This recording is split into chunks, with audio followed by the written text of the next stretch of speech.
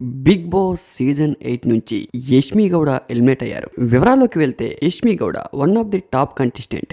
ఇంతవరకు top voting తో run అయిన యష్మి గౌడ ఈ వారమే ఎలిమినేషన్ అవడం గల కారణాలు చాలానే ఉన్నాయి. One of the main reason ఏంటంటే ఈ వారం యష్మి గౌడకి నామినేషన్స్ ఎక్కువ పడ్డాయి. ఆల్రెడీ ఎలిమినేట్ అయిన కంటెస్టెంట్స్ బిగ్ బాస్ హౌస్ లోకి ఎంట్రీ ఇచ్చి అందరూ టార్గెటెడ్ గా యష్మి గౌడ నామినేట్ చేయడం వల్ల చూసే ఆడియన్స్ లో కూడా యష్మి గౌడ బాగా నెగిటివ్ అయ్యారు. ఒక పక్క నిఖిల్ విషయంలో, మరో పక్క పృథ్వీ విషయంలో యష్మి గౌడ చాలా నెగిటివ్ అయ్యారు. యష్మి గౌడ తన గేమ్ తను ఆడుకుని ఉంటే ఈ రోజు బిగ్ బాస్ సీజన్ 8 లో Yashmi Gowda one of the top 3 contestant. కానీ మధ్యలో ఈ లవ్ ట్రాక్స్, మొదట్లో పృథ్వీతో లవ్ ట్రాక్, అది కొద్ది రోజులు వర్కౌట్ అవ్వలేదని ఆ తర్వాత నిఖిల్ తో లవ్ ట్రాక్, ప్రతి విషయంలో కూడా నిఖిల్ కి సపోర్ట్ చేయడం, ఎప్పుడు చూసినా పృథ్వీ నిఖిల్ తో గ్రూప్ గేమ్ ఆడడం, ఇండైరెక్ట్ గా ప్రేరణకి సపోర్ట్ చేయడం. అప్పటికి ఫ్యామిలీ వీక్ లో యష్మి గౌడ వాళ్ళ ఫాదర్ వచ్చి తనకు చాలా క్లియర్ గా చెప్పారు, ఇండివిజువల్ గా ఆడు యష్మి అని. కానీ ఎక్కడా కూడా యష్మి గౌడ తన ఆడతీరుని మార్చుకోలేదు. ఈ వారం నామినేషన్స్ లో కూడా యష్మి గౌడకి నిఖిల్ కి చాలా పెద్ద ఇష్యూ అయింది. కానీ ఆ తర్వాత కూడా కాంప్రమైజ్ అయ్యి యష్మి గౌడ నిఖిల్ కలిసిపోయారు. ఇలా చెప్పుకుంటూ పోతే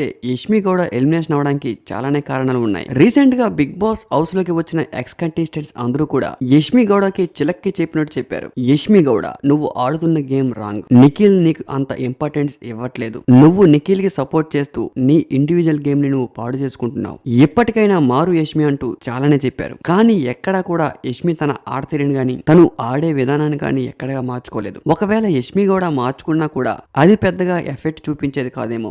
ఎందుకంటే ఈ వారానికే యష్మి గౌడ ఆల్మోస్ట్ బాగా నెగిటివ్ అయ్యారు. ఆడియన్స్ కూడా బిగ్ బాస్ నుంచి యష్మి గౌడ ఎప్పుడు బయటికి వస్తారని కళ్ళు కాయలు కాచలు ఎదురు చూశారు. బిగ్ బాస్ హౌస్ లోకి యష్మి గౌడ అడుగు పెట్టిన కొన్ని వారాలకి 75% ఆడియన్స్ కి నచ్చలేదు. కానీ తర్వాత గేమ్ ఆడుతున్న కొద్దీ యష్మి గౌడ ఆడియన్స్ ని బాగానే ఆకట్టుకున్నారు. దీంతో ఓటింగ్ కూడా బాగానే వచ్చేది. ప్రతి వారం కూడా యష్మి గౌడ సేవ్ అవుతూ వచ్చేవారు. కానీ ఈ వారం మాత్రం యష్మి గౌడ అని ఆ బ్రహ్మ దేవుడు కూడా కాపాడలేకపోయారు. అందుకనే పెద్దవాళ్ళు చెప్పిన మాటలు వినాలి అంటారు. సాక్షాత్తు వాళ్ళ నాన్నగారు చెప్పిన మాట యష్మి గౌడ వినకపోవడం వల్ల ఈ రోజు టాప్ 3 లో ఉండవలసిన కంటెస్టెంట్స్ హౌస్ బయట